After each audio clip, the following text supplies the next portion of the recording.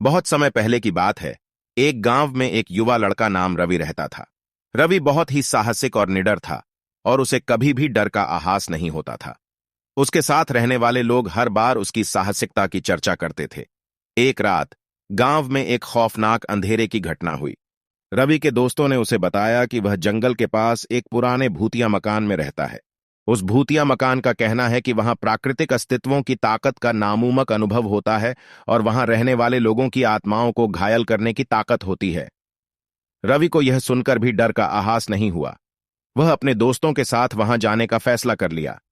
रवि और उसके दोस्त रात के समय भूतिया मकान की ओर चले। मकान पहुंचते ही रवि और उसके दोस्तों अजीब सी सनसनाहट महसूस होने लगी। बाहरी तापमान के बावजूद मकान के अंदर वातावरण ठंडकमय और सुस्त। रवि और उसके दोस्तों के मन में अजीब से डर घरा हो रहा था, लेकिन वे अपनी हिम्मत नहीं हारना चाहते थे। धीरे धीरे वे मकान के अंदर आगे बढ़ने लगे। बूंद बूंद से टपटपाहट करती हुई छत से पानी टपक रहा था। वेताल की भीड़ की गर्दनें आंधी से हिल रही थीं और पुराने आयरन दरवाजे अपने आप ही बंद खुल रहे थे। रवि और उसके दोस्त आगे बढ़ते रहे। उनका हृदय तेजी से धड़क रहा था, लेकिन उनका साहस अभी तक ठिकाने में था। मकान के अंदर आगे बढ़ते ही रवि के दोस्तों ने अनुभव किया कि वे किसी अद्भुत शक्ति के चंगुल में आ गए हैं। पुराने वस्त्रों से ढंके हुए पुराने भूतों की भीड़ उनकी ओर बढ़ रही थी। रवि के दोस्तों का आवाज दब गया था और वे रक्त उस्काने वाले मूर्तियों के सामने खड़े हो गए। वहां उनके देखने को कुछ और था। अचानक भूतों की भीड़ में से एक भूत उनकी ओर आकर बोली, तुम लोग कौन हो और यहां क्यों आए हो? उस भूतनी की आवाज सुनकर रवि और उसके दोस्तों की हालत और बिगड़ गई।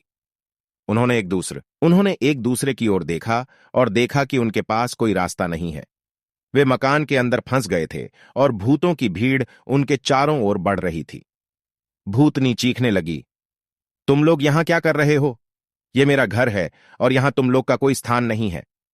रवि और उसके दोस्तों की दिल लगी ढहने लगी और उन्होंने भूतनी से कहा, क्षमा करें, हम यहां आपके अनुमति के बिना नहीं आए हैं। हमें आपके भूतिया मकान के बारे में सुना था और हमें यहां खुद को परखने की चाहत थी। भूतनी बड़े रूप से हंसी और उन्हें देखकर बोली, चलो, अच्छा हुआ कि तुम लोग वहां थोड़ी देर और रुकने के लिए आए हो। अब मुझे तुम्हें बच्चों की खातिर तुम्हें मारना होगा। रवि और उसके दोस्तों का हृदय दहल गया। उन्हें यह समझ में आया कि अपने सामरिक और मानसिक साहस के साथ भूतनी ने उग्रता चेहरा बनाते हुए रवि और उसके दोस्तों के पास आकर कहा, तुम्हारे पास दो विकल्प हैं। पहला, तुम अपनी जान दे सकते हो और मुझे आत्मसंतुष्टि दे सकते हो, और दूसरा, तुम लोग मेरे सेवक बन सकते हो और मेरे भक्ति में अपना जीवन बिता सकते हो। रवि और उसके दोस्तों के पास उनकी नजरों में आंख रोशनी जली हुई थी। वे बहुत ही घबराए हुए थे। इस भूतनी के सामने खड़े रहकर रवि ने उन्हें धीरे धीरे कहा, हम आपके सेवक बन सकते हैं, हम आपके भक्त बनने के लिए तैयार हैं। भूतनी का रूप फिर से बदल गया और उसने अद्भुत खुशी के साथ कहा, बहुत अच्छा, मेरे नए सेवकों के रूप में तुम्हें खुश देखकर मुझे खुशी हो रही है। अब तुम्हें मेरे सामरिक कार्य मदद करनी होगी। इसके बाद से रवि और उसके दोस्त अपनी जिंदगी भूतनी की भक्ति में बिताने लगे।